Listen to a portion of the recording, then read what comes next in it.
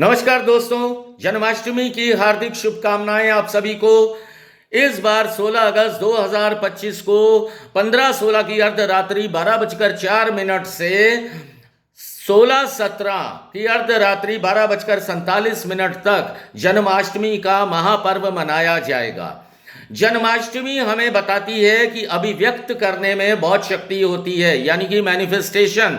हम जो सोचते हैं वो पूर्ण हो जाता है। उनके समय में द्वापर युग के अंदर सभी लोगों ने यह चाहा कि हम दुखों से बहुत परेशान हैं और ब्रह्मांड को देख करके मांगा कि हमें सुख प्रदान करो। तभी श्री कृष्ण जी का जन्म हुआ और उन्होंने पूरे द्वापर युग के वासियों को कंस के अत्याचारों से मुक्त किया।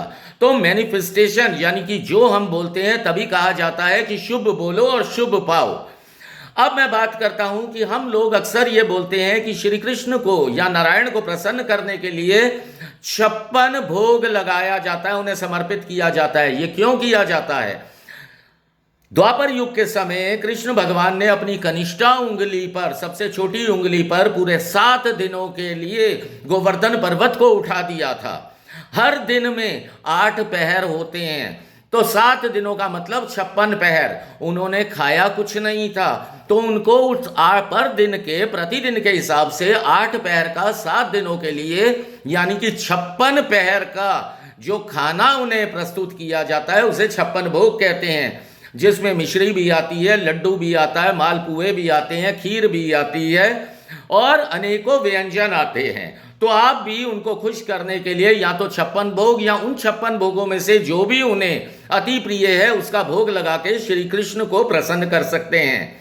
श्री कृष्ण को अष्टभार्या भी कहा गया है। अष्टभार्या मतलब उनकी 8 पटरानियां थी और 16,100 उनकी बाकी की रानियां थी।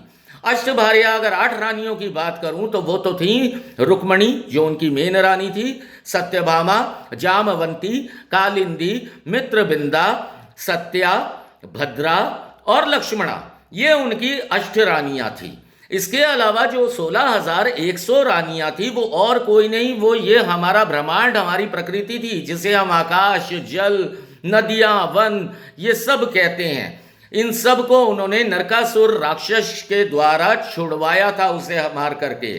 तो तब से प्रकृति ये कहती है कि हम सिर्फ श्री कृष्ण नारायण वासुदेव की ही पूजा उपासना करते हैं, उन्हीं में समाये हुए हैं, यही उनकी रानियां हैं। तो प्रकृति से किसी भी प्रकार का खिलवाड़ मत कीजिए, आप श्री कृष्ण से खिलवाड़ करेंगे। तो आपको हार्दिक शुभकामनाएं, फिर मिलेंगे अगले वीडियो में।